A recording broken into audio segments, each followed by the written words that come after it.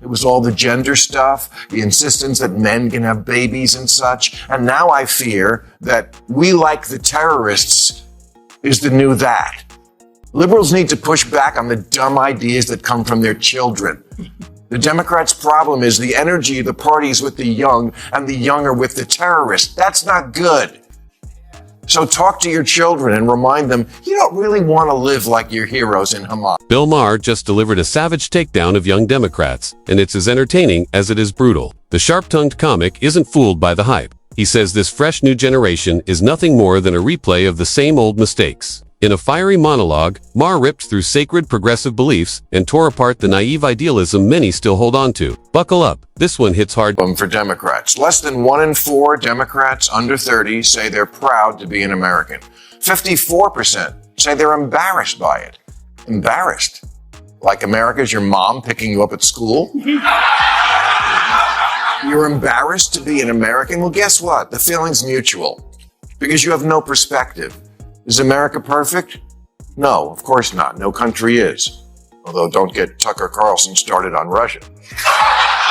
But this is a truly alarming statistic. If 1 in 4 young Democrats feels disillusioned and disconnected from America, then the nation's future is in serious jeopardy. No country is flawless, America included, but when you compare it to much of the world, it's still a place of unparalleled opportunity and freedom. The troubling part is that so many young people can't see that anymore. This isn't about reality, it's about years of ideological conditioning. Decades of left-wing narratives have painted America as the villain instead of the symbol of liberty it was meant to be. And if this mindset continues to grow, the America we once knew could fade right before our eyes. Is leagues ahead of the rest of the world on most of the progressive issues that are important to young people. America has 14 million women-owned businesses. 17% of black women are starting businesses, which is faster than white women or white men.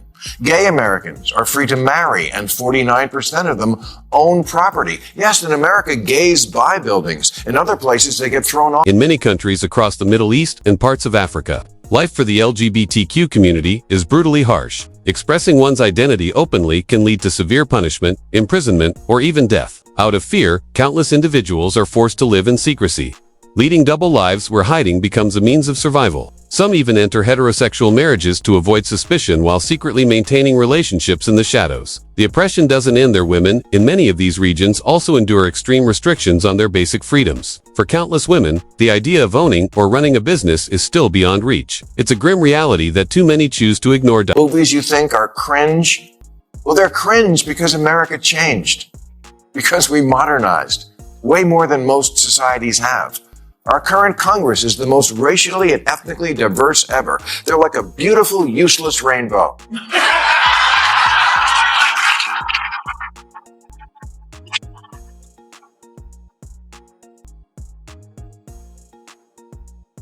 And we proudly live in a land where every TV commercial features a mixed-race couple, including the ones where it makes no sense.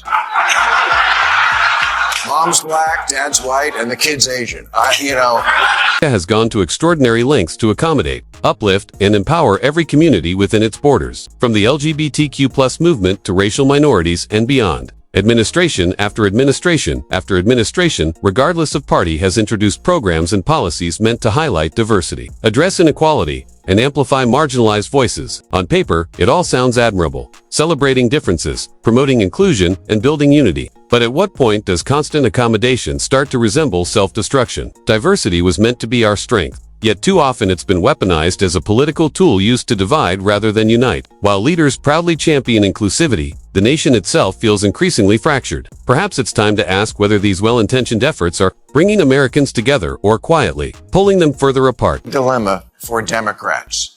Their young people, their key constituency, not only don't like their own civilization, they like the wrong one. They actually think Hamas is a liberation movement. They chant for the Houthis. They're chanting, "We will honor our martyrs" at Yale. They're looking for love in all the wrong countries. Someone needs to tell the kids that America is not the society where women basically have no rights, where there's zero freedom of religion and where dissent is punishable by death. Our democracy may be on life support, but we still have elections.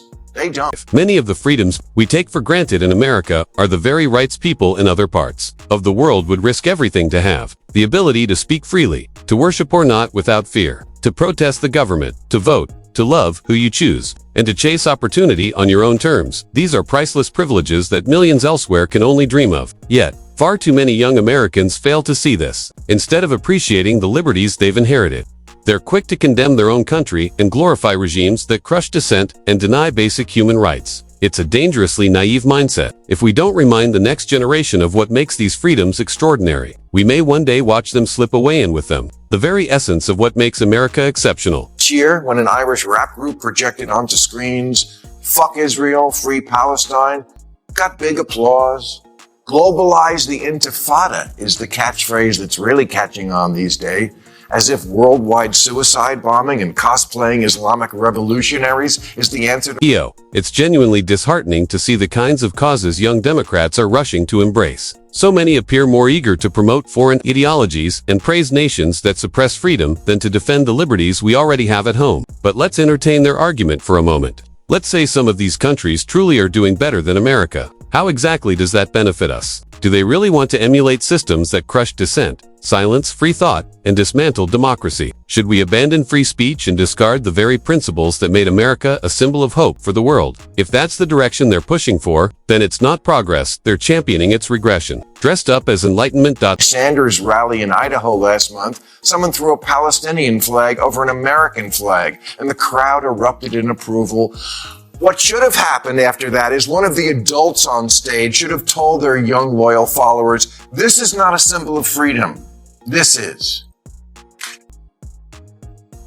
Everything young Democrats believe, today's their worldview, talking points, and political attitudes has been carefully shaped by an older generation of left-wing leaders. Figures like Alexandria Ocasio-Cortez, Soren Mamdani, Ilhan Omar, and Gavin Newsom have spent years reinforcing the idea that America is fundamentally flawed, corrupt, and unworthy of pride. Instead of fostering gratitude for living in one of the freest and most prosperous nations in history, they push their followers to idolize foreign systems, many of which offer far fewer rights and freedoms. The message is constant: glorify others, vilify America. The result is an entire generation of young Democrats who see patriotism as outdated and mock the very foundations of the country that gives them their voice. What they fail to see is that this mindset doesn't just weaken debate, it erodes national unity and slowly drains the pride that once bound America together. And the Democratic Party keep encouraging and not rebuking the idea that America is cringe and the people who run Gaza are great. The Democrats are doomed. Alyssa Slotkin's right. Liberals are weak and woke, especially the white ones, and they indulge all sorts of nonsense from their kids, a pattern that then continues on in the Democratic Party. I've said it before on this channel, and I'll keep saying it. The Democrats have become weak and hopelessly woke. They no longer stand for anything firm or principled.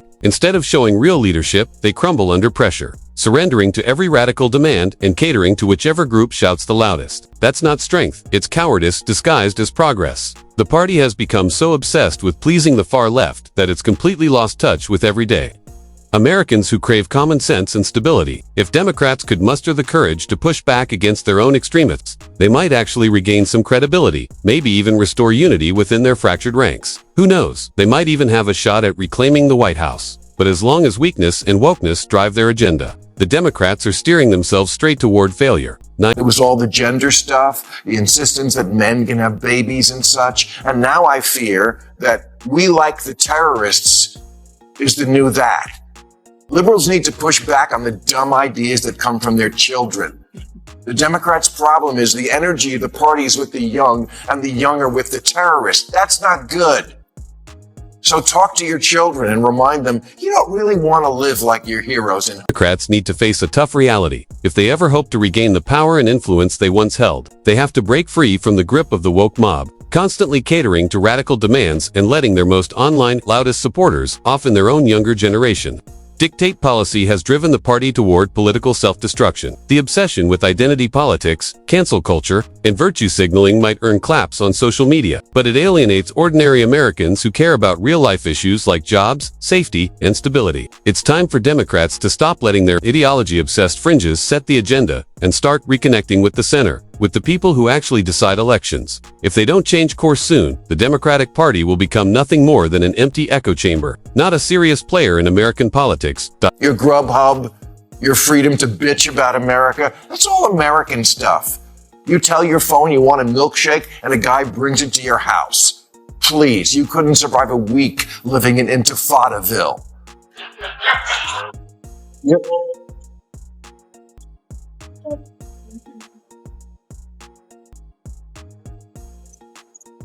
You're like the girl in White Lotus who was going to live in a Buddhist monastery and then lasted one night. Exactly. The truth is, many of these young people waving flags for terrorists and oppressive regimes wouldn't survive a single day under the systems they glorify. From the safety of America, they shout about justice and resistance, completely blind to the irony that their right to protest exists only because of the freedoms this country provides. They live in a fantasy, imagining themselves as bold revolutionaries fighting for a noble cause. But the moment they'd face the real brutality, censorship, and oppression of those regimes, they'd crumble instantly. They'd run for safety, desperate to return to the very freedoms they now take for granted. It's easy to act radical when you're protected by America's liberties. It's a different story entirely when those liberties are gone. America's greatest threat isn't from outside, it's the mindset festering within its own borders. Too many young Democrats have been indoctrinated to idolize nations that crush dissent while scorning the freedom and opportunity they freely enjoy here. They've embraced woke illusions and forgotten what truly makes this country exceptional. If this disillusionment continues, America could start to unravel from within. The solution is simple. Wake up, see reality for what it is, and defend the freedoms that make America great before it's too late. And that wraps up today's video. If you enjoyed it, hit that like button, subscribe, and stay tuned for more commentary like this. Thanks for watching, and I'll see you in the next one.